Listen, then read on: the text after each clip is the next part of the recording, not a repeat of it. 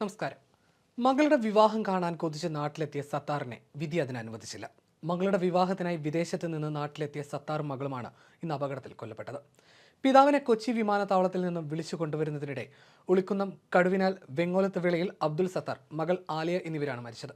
ദേശീയപാതയിൽ Harippad Karuvatta KV jetty ജംഗ്ഷനിലായിരുന്നു സംഭവം. വഴിയോരത്ത് നിർത്തിയിട്ടിരുന്ന ലോറിക്ക് പിന്നിൽ ഇവർ സഞ്ചരിച്ച ഇന്നോവ ഇടിക്കുകയായിരുന്നു. സൗദിയിലായിരുന്ന ഇരുവരും വിവാഹത്തിനായി നാട്ടിലെത്തിയതായിരുന്നു. സൗദി തുഗ്ബ ICF സജീവ പ്രവർത്തകനായിരുന്നു അപകടത്തിൽ മരിച്ച സത്താർ ഹാജി. മകളുടെ മൃതദേഹം വണ്ടാനം മെഡിക്കൽ കോളേജിലും സത്താർ ഹാജിയുടെ മൃതദേഹം പരുമല ആശുപത്രിയിലെ മോർച്ചറിയിലുമാണുള്ളത്. പോസ്റ്റ്മോർട്ടത്തിന് ശേഷം ബന്ധുക്കൾക്ക് വിട്ടു നൽകിയ മൃതദേഹം വൈകിട്ട് 4 മണിയോടെ കാഞ്ഞിരപ്പുഴ പള്ളിക്കുറ്റി ജമാഅത്ത് പള്ളിയിൽ ഖബറടക്കി. വർഷങ്ങളായി വിദേശത്തുള്ള സത്താർ മകളുടെ വിവാഹത്തിനായാണ് സൗദിയിലെ മദീനയിൽ നിന്നും നാട്ടിലേക്ക് വന്നത്.